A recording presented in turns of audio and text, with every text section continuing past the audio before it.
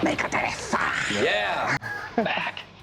Now tell me, lads, since the last time we had you on the show, apart from the two of you, of course, we're talking about a different Megadeth, right? You've got two new people in there. Half of a different Megadeth. Yeah, we fired Gar and Chris because they weren't really into the band as much as we were, and we were having all kinds of problems, you could tell with the shows, and it just got old real fast. You know, they disappeared before shows and stuff, and you know, I'm getting old already, and I didn't need that. Actually, it's funny you should say, because I read somewhere that you were complaining that the reasons they were no good was because A, they were too old, and B, not as smart as you. There's a lot more reasons than just that, but you know, I don't think they liked having someone tell them what to do, you know, because Gar and Chris are almost 60 between the two of them, and you know, me trying to tell them how to think and dress and stuff like that, because you know, Gar would walk around in his black leather pants and stuff like that, and he looked like a pimp, so we just said, look, come on, you can't do that. That'll show us. Kids are going to think that you know, slipped out of the sliced stone kind of. And what about David? Do you find this man tells you what to wear and what to do? Hell no, I wear what I want, man. This is it right here. Needed help. Those guys needed. See, we like kind of have the same brain, you know, so we think the same all along the time anyway. But yeah, with Gar and Chris, the dedication wasn't there, and we found that they wanted to be doing other things all the time. The band was kind of a second priority to them. But so now we have Chuck Beeler, who's our new drummer, and Jeff Young, our new guitar player, and Where did you find these people from? Chuck we'd known he comes from Detroit, Michigan, back in the States, and we'd known him for about a year or so. And we heard him play quite a bit, so we knew that when we came off our tour, before we went into the studio to start our new record that we just finished, that he'd be the drummer to slide right into the position. So that worked out real smooth. Jeff Young, Dave and I both, he was giving a friend of ours guitar lessons. And we heard him, he started jamming a couple of Megadeth riffs, and we said, man, you know what? We got this tape, and we're in the studio. Why don't you come down and put on some solos? So, and now they're in the band? Yeah, he came down and worked out great, so here we are. All right, well, look, we're going to have a look at the brand new Megadeth lineup in a minute, but first, let's have a look at the old Megadeth lineup. One of my favourite videos from the last 12 months or so. This is Peace Sells, but Who's Buying? Yeah. You'll never work it out. Not in a million years. Not if we've even played it really slowly would you catch every image on that, which is one of the reasons I like it. That was Megadeth and Peace Sells, but Who's Buying? Right. Okay, since all that happened, you've been in the studios recording a new album. Yeah, we just completed it around the end of September, and I went up to Bearsville out in Woodstock, and we started mixing it, and it wasn't quite what we wanted, so we went back to Los Angeles and had the infamous Michael Wagner mix it. And needless to say, now finally we have a record that we were proud of. I mean, Peace Sells was a good record for us, but sonically it wasn't what we wanted to do. You know, we had to sit in there for hours and hours and go over the same stuff, you know, drum tracks and stuff like that. Whereas with this new lineup, Chuck had been playing with us about 5 days before we went into the studio.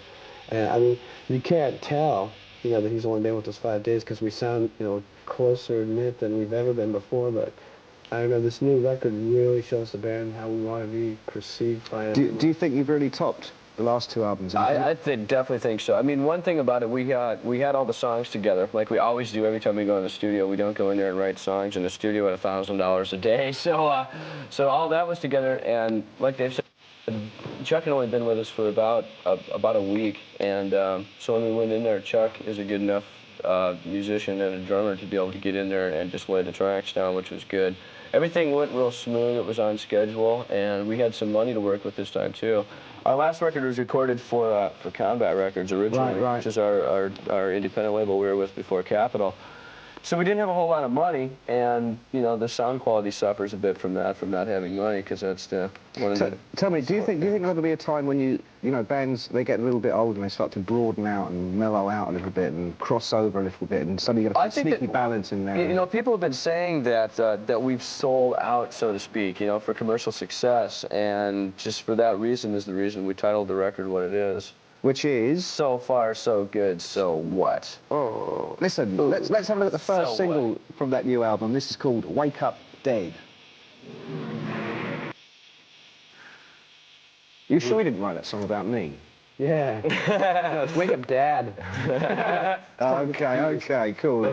Now look, the reason you're in Britain is because in 2 days' time you're going up to Leeds to play this huge festival. Who else on the bill? I know Nuclear Assault on the bill. Overkill, Nuclear Assault, the Cro-Mags, Yay, Virus, Lost Rocket, and Creator. Voivod and Creator. And Destruction, I believe. I think. No, I think Destruction. They're not on there? I think there's 8 bands. It's going to be a hell of a day, isn't it?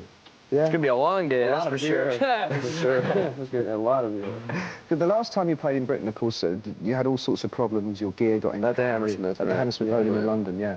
Are you hoping to kind of like wipe out all memories of that? Well, see, this time, okay, last time we came over here, all our gear got locked up in customs, and this time we're planning a rehearsal while we're here, so we can go over all of our gear. When you use rented gear, it's like, you know, sleeping with someone else's girlfriend. You don't know what you're doing, you know. I mean, the job gets done, but still not have as much fun if you're using your own stuff. And this time we're going to be able to work with it and, you know, be able to get everything dialed in instead of changing in between songs and turning knobs and having the chorus just cut out on you during the best song. Right. You know, and But of course, after this, of course, you're just telling me you're going out on tour in America, not with one of the new metal bands, with Dio. With Dio, right. From December 28th to March 23rd, we're going to be doing 50 shows with them all in. How do you think you're gonna, you know, up against the old man there? Who do you think I think it'll be real good. Our record is going to be released in America about mid-January, so Right. we'll be on the tour a couple weeks before the record comes out.